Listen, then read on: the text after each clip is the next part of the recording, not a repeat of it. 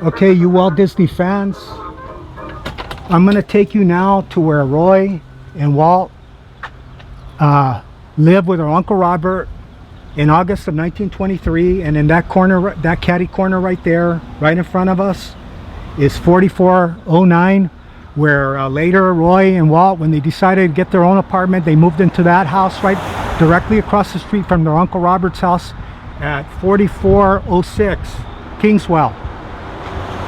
Let me pan in, and it's at the corner of Kingswell Avenue and Commonwealth. And thankfully for all you Walt Disney fans all over the world, those two buildings are still extant. And mostly a lot of these houses around here pretty much original from that time. Usually you'll get an investor, like I said in all these videos, and they'll buy it and they'll gut it like they did to the one next door of where Walt and Roy live, right there. So what I'm going to do, I'm going to walk you fans, and in this house, Uncle Robert's house, Roy was already living here in LA. He was actually at the VA hospital getting treated for TB. And then of course Walt, after having a couple of mishaps with bankruptcy, finally gave it up and moved from Kansas City here in August of 1923. And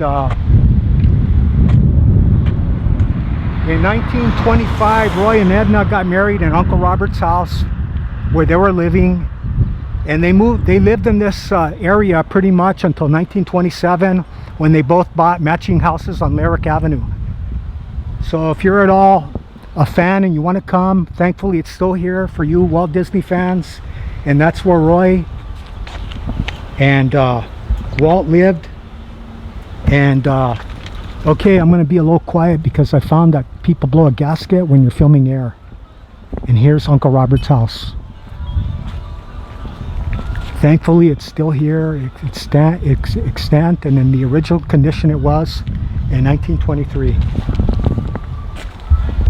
Can you imagine Walt and Roy here with all the Model Ts along this street? And like I said, there you go, that's usually the fate right there of these old buildings. They usually buy them and gut them. And thankfully Uncle Robert's house has escaped that kind of destruction. And here, like this is what usually happens. And of course that's because this property is so valuable in this part of Los Angeles, the old part of LA. Okay, and then look at that pan shot, and those right up there are the Silver Lake Hills, and that's where Roy and Walt moved to in 1927.